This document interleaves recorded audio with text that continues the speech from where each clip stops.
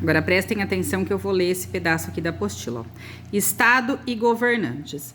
Quando a população se tornou sedentária, o que é sedentária? Nós já explicamos o que é sedentária. É aquele que mora fixo, que fica fixo em um lugar. Ele não fica se mudando, tá? Lembre que nós vimos isso na primeira aula de história. Eram os nômades, que são aqueles que se mudavam. Acabava a comida do lugar, eles iam embora. E os sedentários, que é aqueles que aprenderam a plantar, aprenderam a colher, aprenderam a cultivar as plantações, aprenderam a criar os animais para poder morar fixo em um lugar. Isto é, fixou-se em um território e passou a construir aldeias. Os indivíduos começaram a se dedicar a um tipo específico de trabalho, que podia ser tecer, plantar, criar animais, proteger o território, entre outras atividades. Então, eles criaram as aldeias, que foi onde começou a surgir as cidades. Então, nessas aldeias, eles distribuíam as atividades, distribuíam os serviços. Então, uns teciam, outros plantavam, outros criavam os animais, outros eram responsáveis por proteger o território, como é hoje. Não tem uma pessoa que faz tudo. A gente divide um pouquinho cada um. Com o tempo, as pessoas passaram a se identificar, a se diferenciar de acordo com o tipo de trabalho que realizavam. Então, começou a ter grupos sociais, tá? Então, hoje nós não temos a classe dos professores, a classe dos enfermeiros, os médicos, os motoristas, os caminhoneiros, Cada tipo de trabalho tem uma classe, um grupo social. Os governantes, por exemplo, tinham mais poder do que os outros trabalhadores.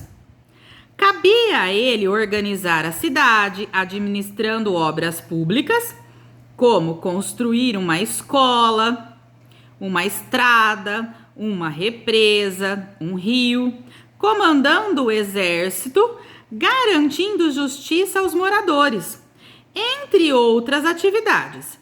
Ele também deveria administrar o recebimento dos tributos. O que é tributos? Vamos ver aqui, ó. Então, ó, tributos são pagamentos feitos aos governos para administrar um território. Hoje nós pagamos o IPTU, o IPVA, que eram pagos com trabalho ou produtos. Como na época não tinha dinheiro, ou os trabalhadores faziam os serviços para o governo ou pagavam com produtos. Vamos supor, eu produzia arroz, eu pagava ao governo uma parcela do arroz que eu produzia. No caso, trigo na época, né? O governante também podia escolher pessoas para ajudá-lo nessa tarefa, como os conselheiros. Hoje, quem que nós temos? Os vereadores, os deputados, os senadores, são os que ajudam os governantes. Desde a antiguidade, o governante é o principal representante do Estado. Então, aqui, ó. Estado, entidade responsável pela administração de determinada sociedade. No caso, nós temos hoje o governador e o representante geral da nação, que é o presidente. No entanto, existiram muitas formas de governar.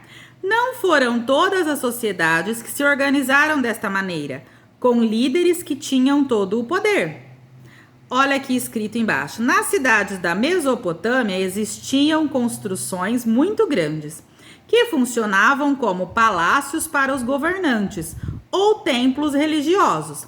Essas construções, chamadas de zigurates, tinham espaços destinados às orações, aos cultos e aos rituais sagrados.